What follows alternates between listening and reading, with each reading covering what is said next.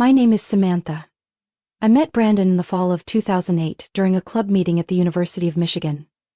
Back then, I was a shy freshman, and he was a quiet but magnetic sophomore, exuding a kind of confidence that made it hard to look away. The first time we talked, Brandon smiled. That gentle smile I would later believe was my destiny. Late-night study sessions at the library, coffee dates in the freezing cold, those seemingly small moments wove together a strong love. After 5 years of dating, we got engaged, and in 2015 I walked down the aisle with the man I believed would be my partner for life. The early years of marriage were sweet. Brandon had just started a small tech company while I worked at a financial consulting firm. No matter how tired he was in the evenings, he always made time to listen to my stories from work, and I cooked simple dinners for us to enjoy together.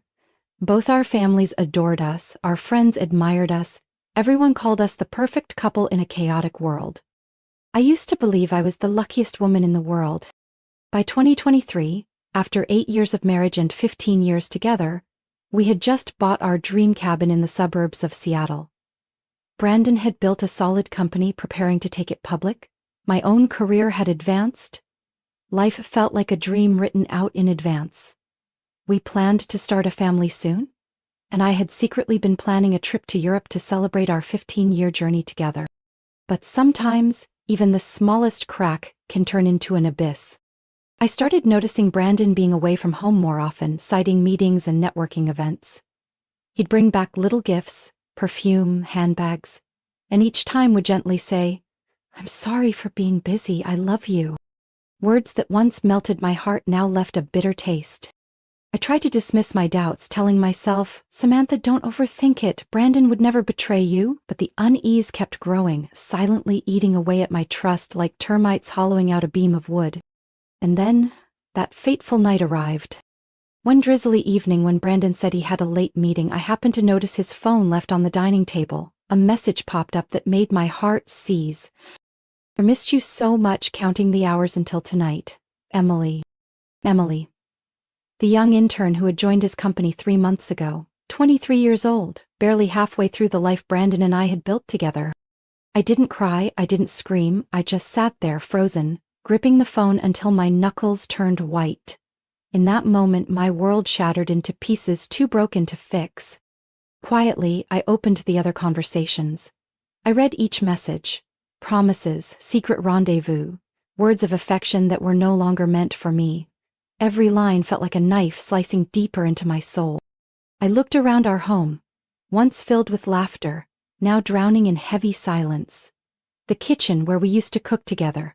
His favorite armchair for movie nights. The bookshelf I had lovingly organized for him. All of them were now silent witnesses to the cruelest betrayal. That's when I realized the painful truth.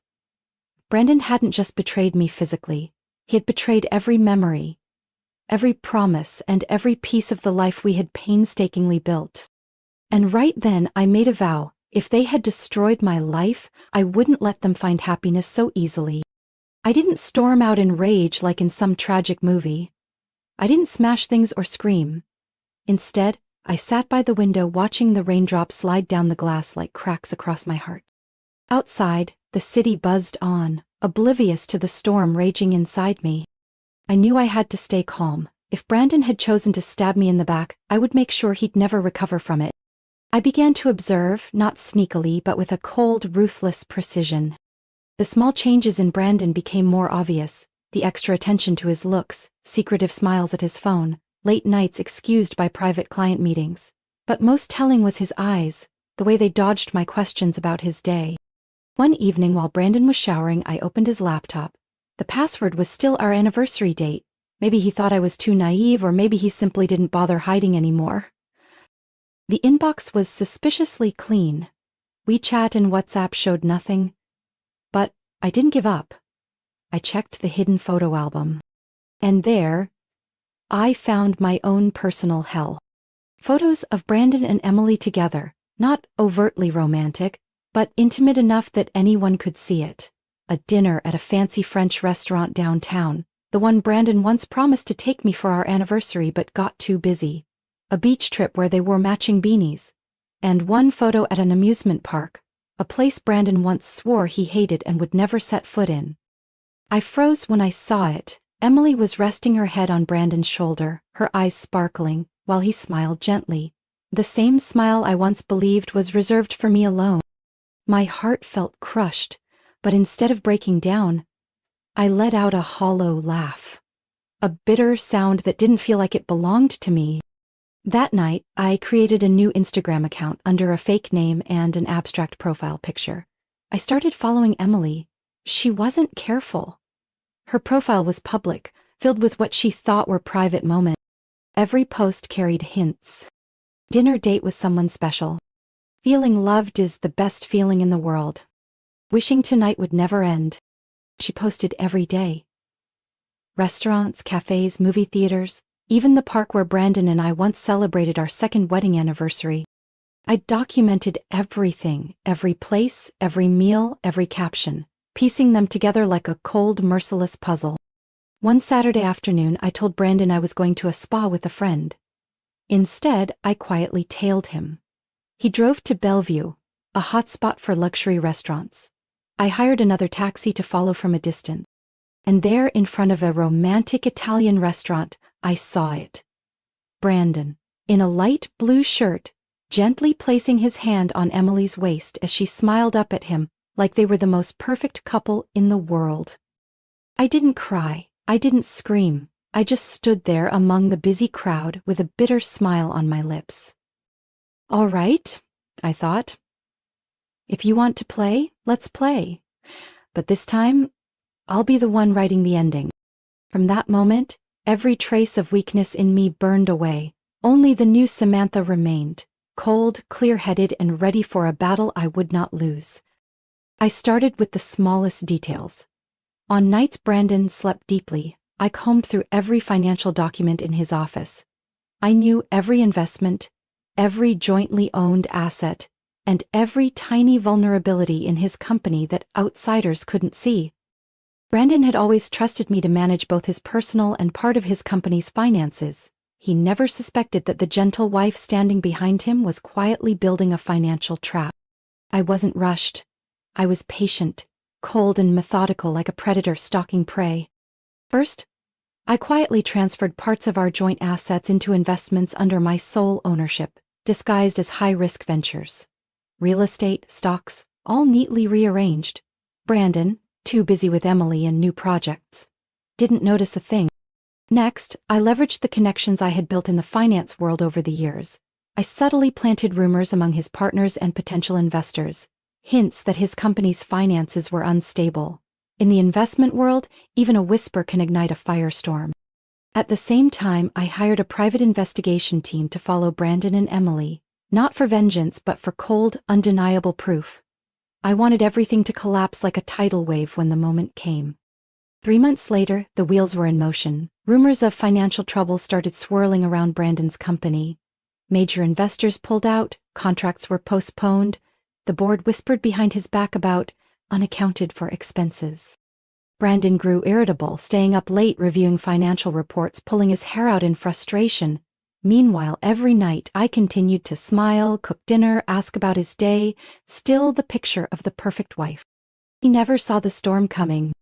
A week after Brandon's birthday, while he was busy planning a major fundraising gala, I quietly sent the evidence gathered by the private investigators to his largest shareholders. Proof that Brandon had been using company funds to finance his lavish dates with Emily, the fatal blow. That morning, Brandon was summoned to an emergency board meeting. He came home pale and shaken. "Dan, do you think they suspect anything? They said they want to audit the marketing funds." His eyes were full of panic. I placed my hand gently over his, hiding the icy smile inside. "Don't worry. If you haven't done anything wrong, there's nothing to fear." That night, I lay beside Brandon, listening to his anxious breathing, feeling nothing but an empty, hollow calm. The man who once made me believe in the sweetest dreams was now just a pathetic figure trembling before a storm he had summoned with his own hands. 1 month later, Brandon was officially suspended from his executive role, pending an internal investigation. The company's stock plummeted uncontrollably. All the investment offers disappeared like smoke. Everything Brandon had spent more than 8 years building collapsed like a sandcastle, facing a giant wave. As for me, I sat on the balcony of the penthouse, now solely under my name, sipping wine, quietly watching the city lights come alive. I wasn't exactly happy, nor was I heartbroken. I just knew the game had only just begun. Emily would soon realize that a relationship built on lies and stolen wealth could never bring real happiness. And Brandon, who had thrown my love and trust into the abyss of betrayal, would pay with everything he once held as pride. I didn't rush to deal with Emily. I waited until Brandon hit rock bottom, until she was all he had left to cling to. At the time, Emily still flaunted herself on social media, sharing photos of her perfect life, dinners at five-star restaurants, expensive imported bouquets, vague captions about soulmate love. But I knew the shiny facade was rotting underneath, and it was time to tear the illusion apart. I sent the collected evidence, photos of their secret dates, sky-high restaurant bills charged to company funds, financial statements showing Brandon funneling marketing money into personal expenses, straight to the Student Affairs Office at the University of Washington, where Emily was pursuing her master's degree in communication. In the anonymous letter, I attached a simple sentence. Does a student with such poor ethics deserve the school's prestigious scholarship?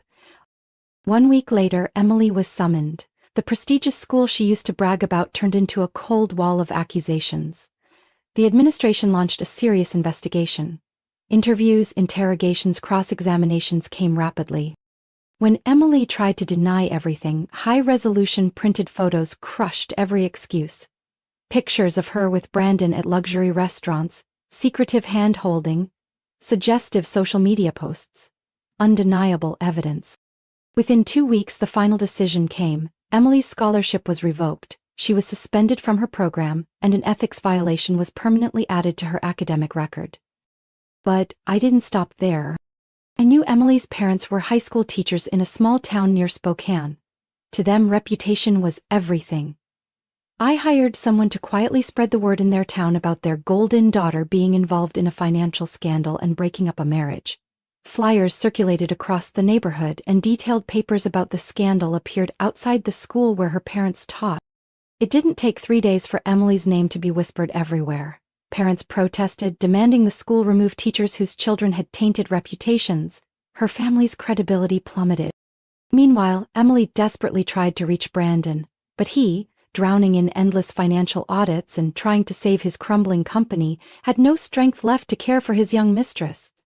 Emily, in desperation, sent me a hate-filled email blaming me for ruining her life over an innocent love.